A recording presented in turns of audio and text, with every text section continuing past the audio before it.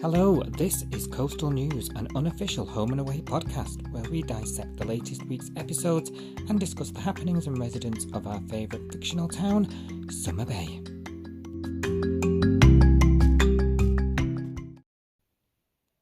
Said with much sarcasm, everybody's favourite character, Chloe, is it to her old tricks again this week. So she has one of her many brainwaves to make money and get hers and Ryder's takeaway business off the ground, and basically continues her traits that make me not like her, lying being the main one. Lies to Ryder about being given permission to use the diner's kitchen in order to make the food. Lies to Irene and Maz about her real reasons for closing up the diner, and obviously stays up all night using the kitchen. Lies again to Maz the morning after about the spicy smell in the air.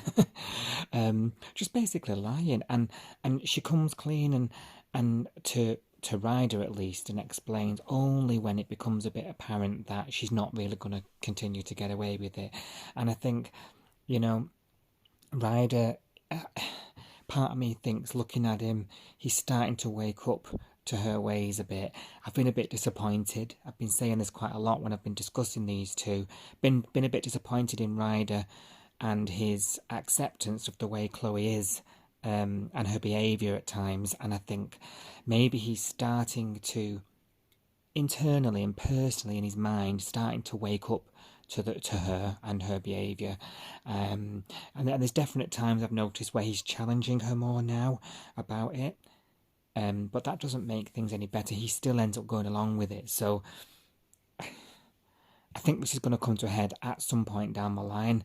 Maybe that's when Ryder gets into a lot of trouble, because it will all come out in the wash.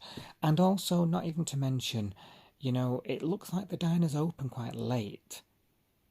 Can you only order a takeaway from this Mexican takeaway at midnight? Because I don't know, they've got a perfectly good kitchen at the house.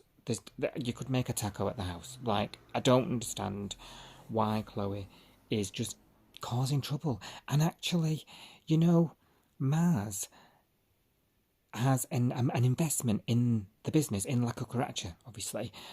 She put money into it. So actually, if she just asked Irene and Maz and the diner girls, maybe they would let her, use the facilities.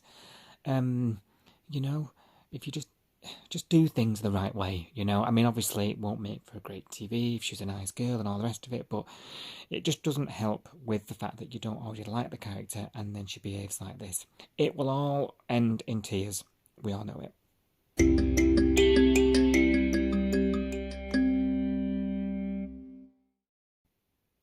Now, obviously, we had a bit of a flip role reversal with Nick and Bella.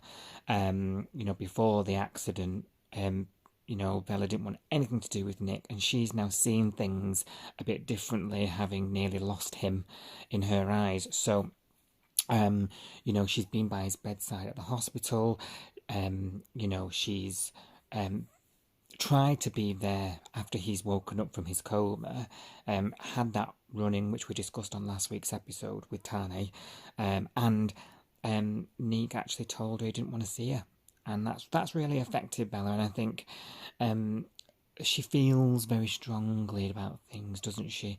Whichever way it is. So it does feel a bit like she's just sort of gone polar opposite, and like, why were you so upset about the affair and everything when you clearly have all these feelings for him? As we know, feelings in life isn't as cut and dry and black and white as that, So, she's a very complex, emotional character, and now she's feeling rejected, right? Because before the accident, it was it was in her court, the ball. She had the power. She had the well, yeah, the word is power, isn't it? She had the ability to be able to forgive him or not. And that was something she had to work on with herself, and it was her decision whether or not that was going to happen. Nick was the one that was in the wrong and needed Bella to call that shot and to call it out. And now it's like I say, it's reversed. Now she's asking Nick, look, I love you and I want to be with you and I nearly lost you and I think I was silly and I think we can put all that behind us, and he doesn't want a bar of it. So I think he's dealing with, and it's not been addressed yet, he's dealing with the guilt and the fact that he's caused this accident, or what he believes he's caused this accident by running away.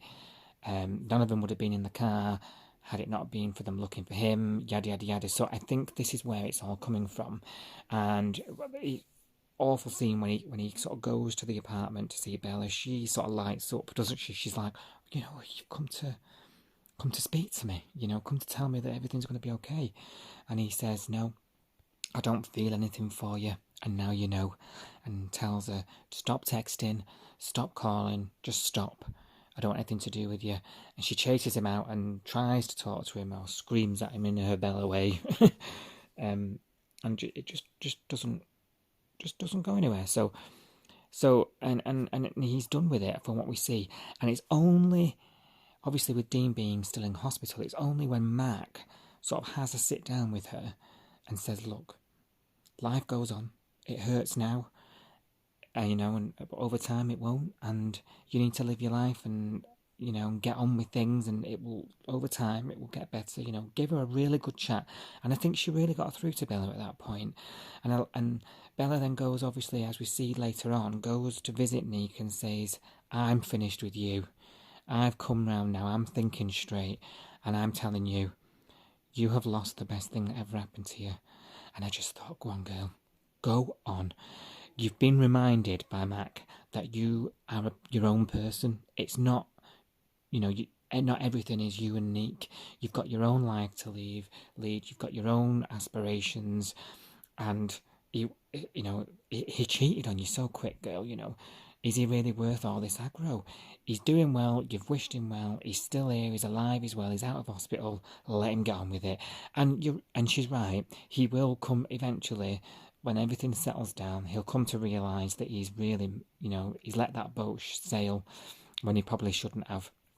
And he'll be the one that lives with the regrets. And I think that's the way that should tie up that storyline, that Nick will be the one with regrets. And Bella should go out there and get on with things and be happy because, she deserves it after all this that she's gone through. And, I was a bit confused when she started. She's put all her photography equipment up for sale. That's all she's really got outside of that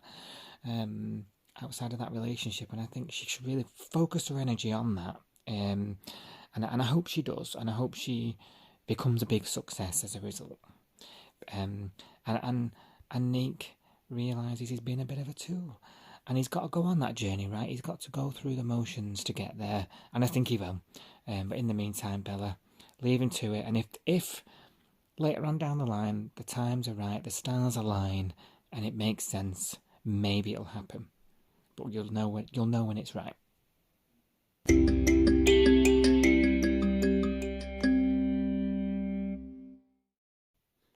And Mac and Logan are just flirting it off, just rip each other's clothes off already and just get down to it. I mean, it'd be great to watch, but they've got this very... Mac's clearly into him. Why is she messing around and toying about? I know she's come out of a really bad time and she's not really looking, but the best things come when you're not really expecting it. And I think Logan, unless he's hiding some big secret, which is quite common in the Bay when people wash up in the Bay, he seems a pretty decent guy. We're learning a bit more about him. He's been in Afghanistan. He's a professional, he's a medical trauma doctor. Like, he's really seems like he's really together. She could do a lot worse, and she has done a lot worse, let's face it. So there's no real reason why these two just can't get it together. And I think it's a slow burner, right? We're supposed to be buying ourselves into their relationship as they sort of do this tug-of-war flirting thing. But I really like Logan. He's just really cheeky and really flippant, and he's really quite funny, actually. I quite enjoy watching him. So it'll be interesting to see where this actually goes, because he is he's going to be a character to watch. He's gonna give whoever he ends up involved with in the storyline a bit of a run for his money. Is he staying round? He's been knocking about a few weeks now. He's not really got any roots. What's his reason for staying in the Bay? We've learnt now he lives in Reef Way, right? What's he doing suddenly hanging around the Bay? That all needs explaining a bit. Is he sticking around, or is it just like a few weeks sort of thing while he flirts with Mac? And the way it was left this week was, nice to meet you, Mac, sort of thing. Is that him left now? I don't know, we'll find out. But I think Mac might regret it if she lets him sort of swan back off to the distance, back to Reefton Lakes, and doesn't at least give it a go, you know?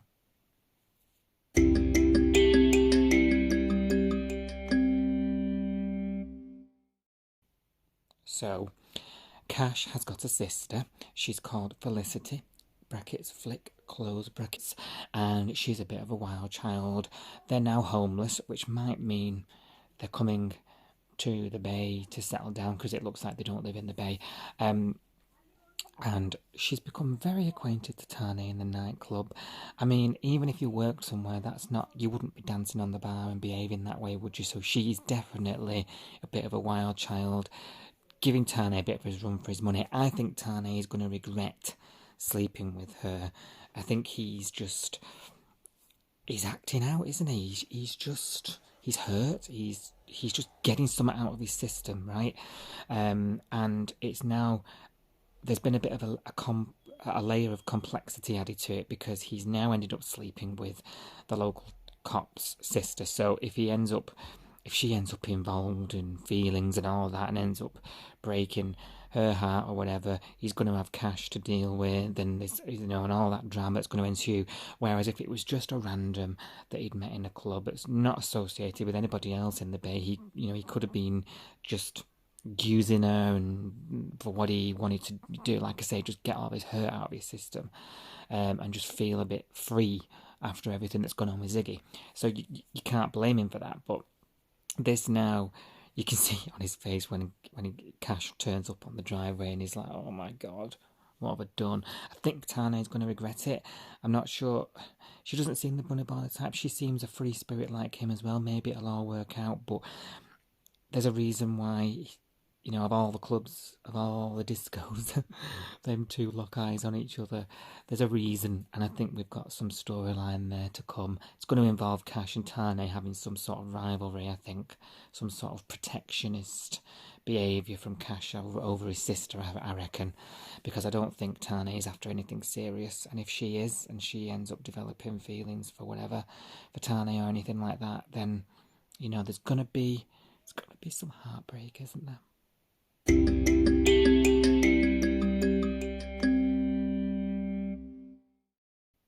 And Justin and Leah have got their money back. Yay! It's just some happy news for them after everything. So they've got their money back that Susie stole months ago when she did a moonlight flip. And they're now able to get out of this weird relationship with John, because John's bought the garage, and obviously that wasn't gonna go well, was it? So yes, they can get out of this weird thing. They can buy the garage themselves. He can own the building outright and have control over his business again. John is weirdly getting involved in the business when he's just the building landlord. What is that all about? Pipe down, John. That's just odd to me. You're the landlord. He wanted to spend the money because he didn't feel right having it, because he felt, obviously it was associated with Susie, and he wanted to put that behind him, and he was doing this for a good thing because the guys lost their money. And then I think John is going through some sort of internal crisis himself, I think, because he's wanting to feel needed by others, I reckon. What do you think? Maz doesn't need him anymore. Susie just used him. He wanted to help Justin and Leah out after what happened, and they don't need him anymore because they've got their own money back. So John's become this quite sad person who just wants to be needed and helped. And I think he's lost his way, hasn't he, John? He's become this sort of spare part, and quite sad along the way. He needs something in his life, and I think he's going through a bit of something here now. And he's sort of come back, hasn't he, and sort of said, he won't take no for an answer. He doesn't even let Leah and Justin speak when he says to them,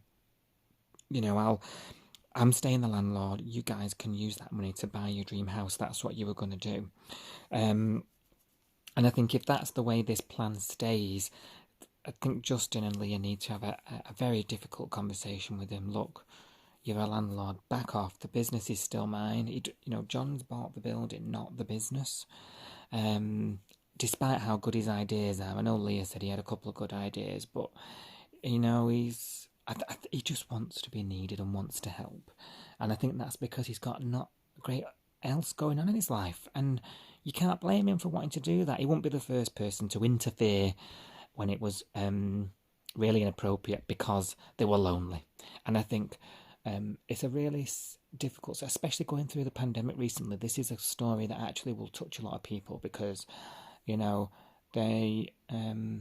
lot of people have felt lonely and have felt that loneliness and they can relate to loneliness.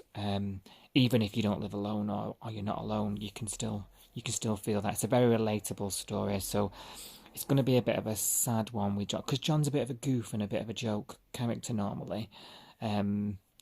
It's hard to see it, but I think that's the way this is going.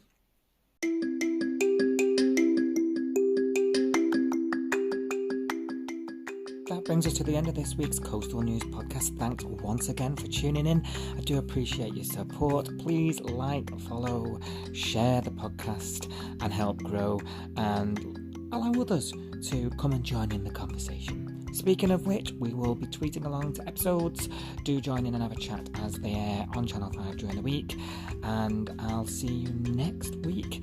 The hashtag Coastal News Podcast or at Coastal News Pod on Twitter and Instagram. See you next week. Bye-bye.